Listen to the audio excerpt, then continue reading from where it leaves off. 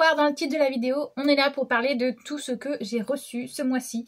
Et le mois de juin, c'est le mois de mon anniversaire, donc j'ai acheté énormément de livres, mais j'en ai aussi reçu beaucoup en cadeau.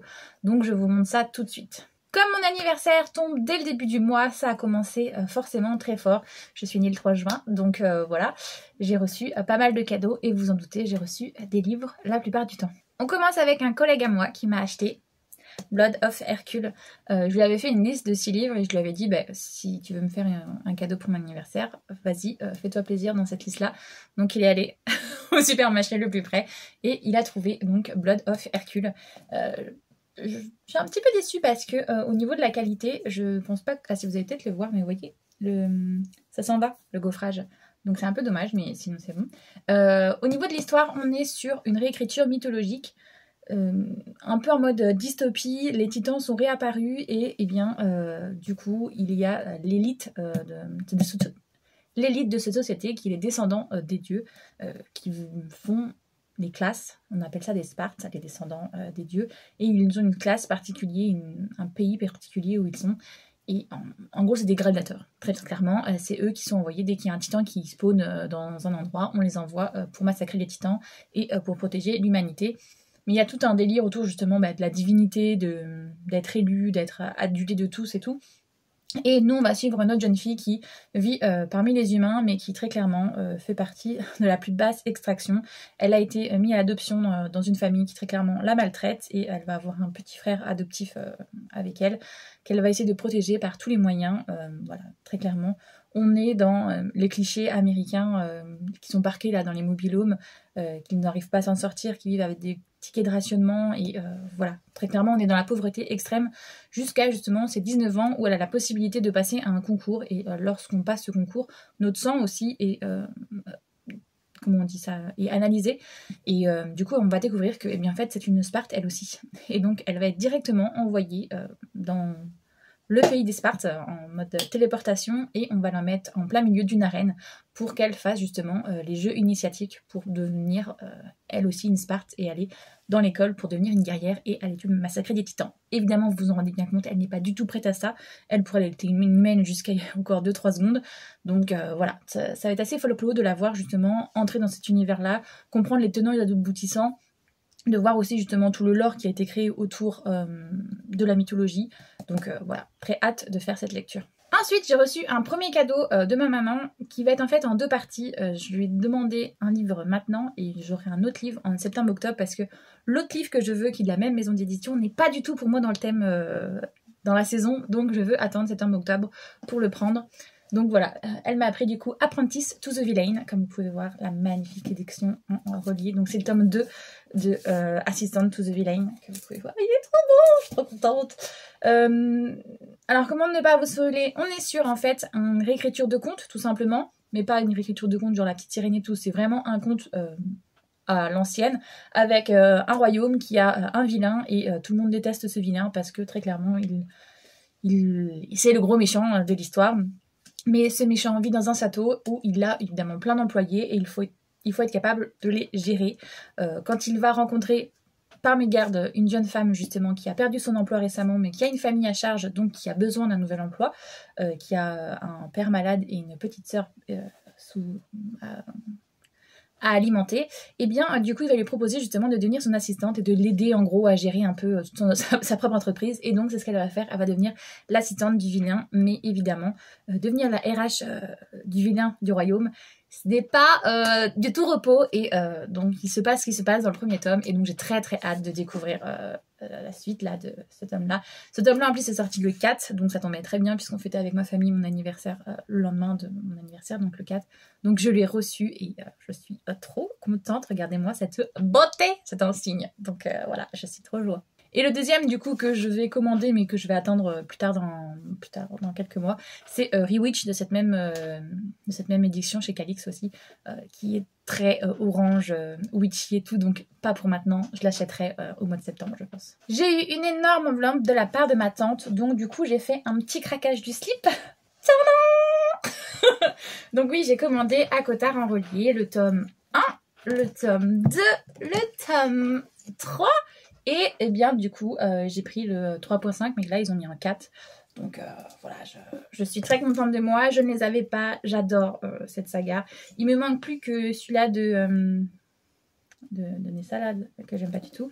Donc je me ferai me l'offrir sûrement. Et voilà, ça y est, je les ai depuis le temps que je les ai lus et je les avais pas. Et ça me frustrait parce que là en plus je commence à acheter les Keleana alors que je n'ai pas les Hakotar. Donc voilà. Si vous ne connaissez pas Hakotar, ça veut dire que vous n'êtes pas beaucoup sur les réseaux sociaux, hein, je pense. Ah, là j'ai pas pris le bon, mais bon, c'est pas grave, j'en prends un au hasard. On est sur l'histoire d'une jeune femme, Fer. En fait, c'est une réécriture très clairement de La Belle et la Bête. On est justement, comme je vous ai dit, sur l'histoire d'une jeune femme, Fer, ou Ferra, selon si vous l'écoutez en anglo-saxon ou en... voilà, qui vit avec son père et ses sœurs dans un petit cottage parce que son père a très clairement été ruiné après avoir fait un mauvais investissement et donc du coup elle fait survivre sa famille en faisant de la chasse autour dans la forêt autour de chez elle, sauf que jusqu'au jour où elle va traverser le mur qui sépare le monde des humains du monde des failles et sans faire exprès, voilà, elle va du coup tirer sur un loup et ce loup se révèle être un fae. Donc le seigneur fae de cette terre-là va venir et dire écoutez, vu que j'ai perdu un des miens, un fae est mort, une vie pour une vie, vous me devez quelqu'un.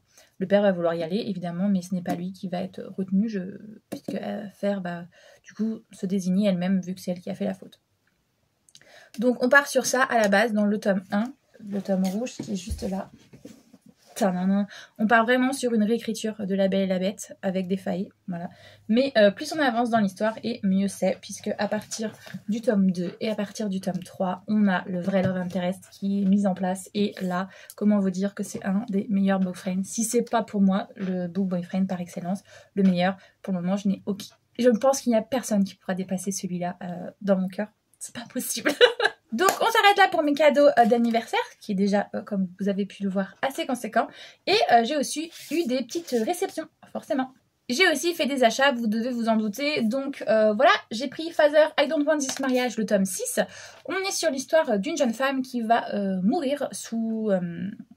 comment dire, sous l'épée du prince héritier qui est le prince sanguinaire, parce que son père, au lieu de la protéger, il y a eu un complot contre elle, et au lieu de la couvrir, d'enquêter et de vouloir voir si elle est vraiment coupable ou pas, il va livrer sa fille, très clairement, à la seigneurie, et donc quand elle va mourir, elle va faire le vœu justement de pouvoir revenir en arrière, de changer les choses si elle pouvait le faire, et c'est ce qu'elle va faire quand elle va remonter en arrière, juste avant en gros justement que les intrigues commencent à se faire, eh bien elle va tout changer et on va voir du coup l'histoire qui découle à partir de ce changement.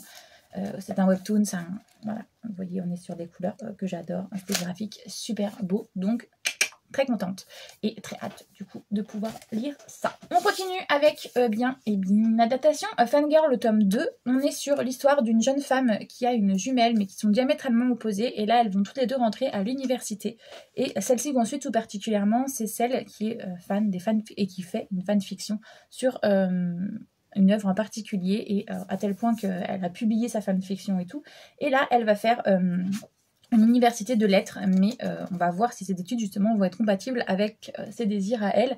Et surtout, on se rend compte qu'elle a des troubles, entre guillemets, du comportement. Elle a un peu de mal justement à s'adapter à la société et tout. Elle est très très renfermée sur elle-même. Donc à voir si elle a peut-être pas un trouble au niveau du spectre de l'autisme.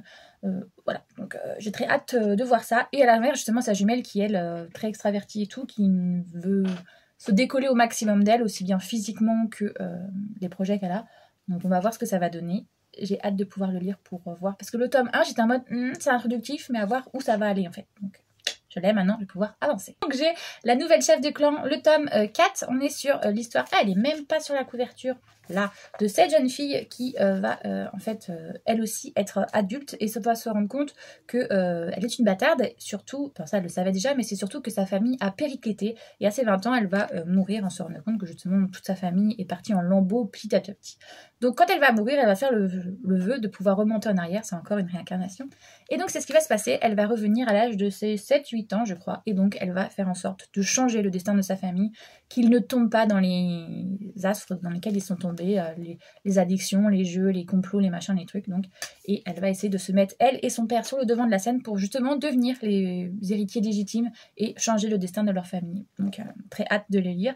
Là, ce personnage-là, c'est, je pense, le prince qui a été justement mis de côté à cause de certains complots politiques avec lesquels elle va s'allier, donc très hâte de voir ça. J'ai aussi pris la suite du coup de Honey Lemon Soda, le tome 9. On est sur l'histoire de cette jeune fille qui a subi du harcèlement quand elle était au collège. C'est une élève très douée aux études, elle est très intelligente, très clairement, mais elle est très introvertie et elle a du mal à s'exprimer, à tel point que malgré le harcèlement qu'elle subit, les gens vont l'appeler la pierre parce qu'elle ne réagit absolument pas à toutes les crasses qu'on lui fait. Et quand elle va avoir le choix de pouvoir aller au lycée, elle va avoir le choix entre un lycée très studieux, très classico-classique, enfin non pas classico-classique justement, très élitiste, et un lycée plus bas de gamme, mais où elle va voir que ce jeune homme va, et ce jeune homme, elle l'a rencontré justement un jour où elle n'était pas bien, où quelqu'un la faisait chier dans la rue, et il lui a dit totalement, tu es vraiment une pierre, mais tu es un diamant qui est brut encore et qu'il faudrait réussir à tailler, et si tu venais dans mon lycée, très clairement, on pourrait faire de toi quelque chose. Et donc c'est ce qu'elle va faire, elle va aller dans ce lycée, et il va la prendre sous son aile quand il va se rendre compte que elle lui a obéi au doigt et à l'œil, donc il va se dire, bon, je vais la prendre sous mon aile, et je vais essayer de faire en sorte que justement elle sorte de sa coquille, elle devienne la jeune fille qu'il faut qu'elle devienne.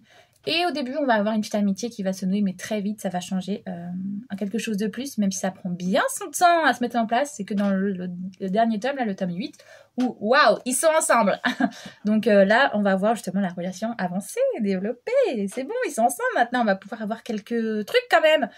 Donc voilà, très hâte de le lire. Et ensuite, je devais le recevoir le mois dernier, puisqu'il est sorti le mois dernier, mais il y a eu un petit cafouillage dans la commande. Donc du coup, le Requiem des souvenirs, Vampiria, le dernier, que j'ai déjà lu, puisque je n'ai pas pu supporter d'attendre, vu que je n'avais pas ma commande.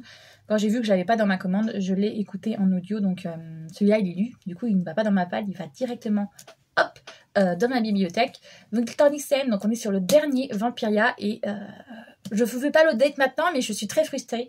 Donc, on est sur une jeune femme. En fait, on est sur un monde où, au lieu de mourir, Louis XIV, eh bien, en 1715, il est devenu un vampire. Donc, du coup, on est toujours sous l'ère du roi ténébreux, puisque du coup, il n'est plus le roi soleil, il est le roi sombre, je ne sais plus c'est quoi le terme, le roi des ténèbres. Voilà.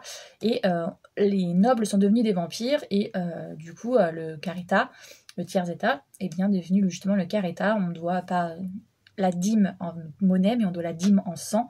Enfin bref, il y a tout un parallèle qui a été fait, très bien pensé de la part de Victor Dixon. Donc j'aime beaucoup. Et donc voilà, comme je disais, on est sur du coup toute une caste vampirique qui du coup a servi les humains pour pouvoir se nourrir. On a aussi des humains qui veulent résister à ce système de domination, et du coup, il s'appelle la Fronde. On va suivre du coup Jeanne Fradelac, qui elle est une enfant de personnes qui ont fait la Fronde. Elle a vu sa famille se faire massacrer devant elle parce qu'ils voulaient se révolter justement contre ce système. Et donc du coup, elle va aller sous une fausse identité à Versailles pour devenir écuyère du roi. C'est-à-dire qu'elle veut être en gros son garde du corps, mais en étant justement le plus proche possible de lui, elle compte bien le tuer. Donc on va avoir plein d'intrigues évidemment politiques. On a d'abord une première trilogie qui s'appelle Vampiria, où on suit Diane de Castefriche, alias Jeanne Fradelac justement. Après, on a 2 tomes qui sont Vampiria America, où on suit des protagonistes qui eux justement... on appelle les Desperados. Eux, très clairement, ce sont justement des gens qui ont eu un truc, enfin, avec qui ça s'est très mal passé avec les vampires, et donc du coup, ils ont tous un truc pour le quoi ils en veulent aux vampires, et donc ils vont se réunir et ils vont faire le casse du siècle, en gros, aux États-Unis. Et bien dans ce dernier tome, justement, on clôture ces 2 arcs. Normalement, il avait dit qu'il ferait justement plusieurs arcs et qu'il devait au moins faire 12. Et là, ça se sent en fait que, je pense, ça n'a pas si bien fonctionné que ça, ou je ne sais pas ce qui s'est passé. La maison d'édition n'était peut-être plus ok pour faire autant de tomes. Mais du coup, voilà, c'est le dernier tome, et c'est dommage parce que je pense que ça a été trop rushé pour moi. Il y a plein d'intrigues et tout qui auraient dû... Enfin, de pistes d'ouverture qui auraient... Voilà. Je sais pas comment vous le dire, mais... voilà, je l'ai, je suis contente quand même. J'ai fini cette saga, donc ça fait une saga de fini, c'est plutôt pas mal dans mes objectifs. Mais voilà, je suis un peu chafouin parce que ça se finit pas aussi bien que j'aurais aimé. Et c'est assez rare que je suis déçue par Victor Dixon, en général c'est que des pépites. Donc, mais là je comprends, à mon avis le projet était trop ambitieux, et donc tant pis, c'est comme ça. Donc voilà pour le moment, je pense pas que ce sera tout, je pense qu'il y aura d'autres rushs que vous verrez, donc je vous laisse pour le moment. Hey, serrez-moi, je vous prends pas longtemps, juste pour vous annoncer que j'ai une petite réception là, Minato con Londori, le tome 3 du coup, et eh bien j'ai très hâte de le lire, je vous avoue. On est sur une romance MM, mais avec un age gap assez important puisqu'on est sur un jeune homme de 17 ans et un jeune trentenaire. En fait, très clairement, ce jeune trentenaire a repris la laverie automatique de sa famille. Je sais plus si c'est de son père ou de son grand-père, parce qu'il est un peu paumé, il sait pas trop quoi faire. Et bien ce jeune homme de 17 ans va trouver un petit peu refuge dans cette laverie parce qu'en gros il a une famille très nombreuse et il y a tout le temps du boucan chez lui et donc il préfère venir dans la laverie entre guillemets, malgré que la machine à laver tourne et tout, c'est plus silencieux que chez lui et donc c'est là qu'il va faire ses leçons et tout. Et au début il va y avoir un peu une entente tacite, une espèce d'amitié qui va se mettre en place, sauf que très rapidement en fait le jeune homme de 17 ans va tomber amoureux de Minato, mais Minato lui il a 30 ans et il lui dit gars, c'est juste un crush d'adolescent, c'est pas réellement de l'amour que tu éprouves pour moi, donc voilà, il met très clairement des stops. Dans le tome 1 c'est le cas, dans le tome 2 c'est le cas aussi, donc là j'aimerais bien voir dans le tome 3 justement si ça va être un slow burn comme des fois les japonais nous le font, ou si au contraire il va commencer à avoir une relation entre les deux, parce que justement il y a un écart d'âge, donc j'aime bien comment c'est traité, le fait que c'est pas pris à la légère, mais en même temps on est là pour avoir une romance les gars, donc est-ce que je pourrais l'avoir un jour ou l'autre? Donc voilà, j'ai très hâte de le lire. Hey, je reviens vers vous pour vous parler des petites choses que j'ai reçues, et il y en a quand même pas mal. Donc on commence tout de suite. J'ai reçu Untouchable Lady, le tome 3. Donc on est sur un webtoon. Une jeune femme qui, si je ne me trompe pas, a eu plusieurs vies, peut-être bien 7. Et à chaque fois, sa famille se sert d'elle. Parce qu'en fait, on a dans ce royaume-là 4 clans qui ont des pouvoirs magiques. Et en gros, celui-là qui hérite du don magique, eh bien forcément, il hérite du clan. Mais là, ça ne s'est pas passé comme prévu dans sa famille à elle, puisqu'ils ont le pouvoir des plantes. Et au lieu que ce soit son frère aîné qui héritait du pouvoir, c'est elle qui l'a. Donc son père ne le supporte pas. Voilà, il veut que ce soit son fils qui hérite et non pas sa fille. Et donc pendant plusieurs vies, en fait, il va y avoir des manigances pour que ce soit son fils qui devienne l'héritier, en faisant croire que les pouvoirs magiques, en fait, c'est elle qui les produit, mais on fait croire que c'est lui qui les fait. Enfin bref, il y a tout un truc comme ça. Et voilà, et pendant plusieurs vies, elle va faire ça, elle va se faire avoir par sa famille, et dans la dernière là qu'on suit, et bien elle a décidé que non, c'est fini, elle reprend le contrôle de sa vie, et donc, et bien justement, elle va devenir intouchable, et elle va faire exploser les secrets, et découvrir que c'est bel et bien elle l'héritière. Et donc voilà, on va dans ce tome-là en apprendre plus du coup, justement, et j'ai très hâte de voir. J'ai aussi reçu Fangirl, le tome 3, et j'en suis très contente parce que du coup j'ai très hâte de voir au vu de la fin du tome 2 ce qu'on va avoir. On est sur cette jeune fille, et j'ai un peu peur vu la couverture, qui va arriver à l'université avec sa sœur jumelle, mais sa sœur jumelle veut totalement se détacher d'elle parce que elles sont jumelles, et donc souvent en fait on les associe ensemble, et elle non, elle veut plus, elle veut vraiment être dissociée de sa sœur. Sauf que celle-ci, en fait, on va vite se rendre compte qu'elle a quelques troubles un petit peu asociaux, qu'elle a du mal avec les gens, qu'elle aime bien être dans sa bulle, dans son univers. Elle a un univers qu'elle aime particulièrement, c'est l'univers littéraire de, je sais plus si c'est Simon et Snow, ou c'est un truc, non, Snow et Balthazar. Je ne sais plus, bref, ce que c'est, mais bref, il y a un genre littéraire un peu comme nous, Force Wing ou Akotar, voilà, c'est un univers à part entière, et bien qu'elle aime particulièrement, et elle en écrit des fanfictions, et elle fait des études de littérature, et donc voilà, on va suivre cette jeune femme dans ses doutes, comprendre certaines choses, voilà. Mais j'ai hâte parce que la fin du 2, ça se finissait pas très bien. Pour Love Interest, on avait envie de lui casser la tête. Donc j'ai hâte de voir ce qui va se passer dans le 3. J'ai reçu aussi Business Proposal, le tome 5. Et là aussi, j'ai très hâte de voir où on va. Parce qu'on est sur un webtoon avec énormément de quiproquos. On suit, alors il est pas là forcément. Où est-ce qu'il va être? Ici. On suit cet homme qui est un héritier, qui est un PDG d'une grosse entreprise et qui doit aller faire un date avec cette jeune fille qui est une autre héritière. Mais lui, il en a marre. En fait, justement, son grand-père lui fait faire date sur date avec des héritières pour qu'ils finissent par se marier. Et il dit, bon, bah, cette fois-ci, peu importe qui se présentera devant moi, peu importe à quoi elle ressemble ou comment elle parle ou quoi, je l'épouserai. Sauf que celle-ci aussi n'en a marre de faire des dates avec d'autres héritiers, elle ne supportait plus ça, donc du coup elle demande à sa meilleure amie qui est juste là d'aller à sa place, de le faire en sorte qu'il soit dégoûté, comme ça elle se dit le gars basta, il arrêtera de me faire chier, et voilà. Sauf que ça va pas du tout se passer comme prévu, parce que quand elle va arriver du coup au rendez-vous, elle va vite se rendre compte que l'héritier en question n'est autre que son propre patron, le PDG de la boîte dans laquelle elle travaille, et donc il va y avoir tout un cheminement de quiproquo, puisque lui il a décidé que peu importe qui se présentait, il allait l'épouser, sauf que elle n'est absolument pas dans ce délire-là, elle ne veut pas se marier avec lui. Et donc on va avoir petit à petit comme ça une relation qui va se nouer entre les deux. Là on est au tome 5, donc vous vous doutez bien que la relation a quand même débuté et c'est toujours à ce balbutiement là, on est toujours sur des quiproquos de qui fait quoi, qui pourquoi.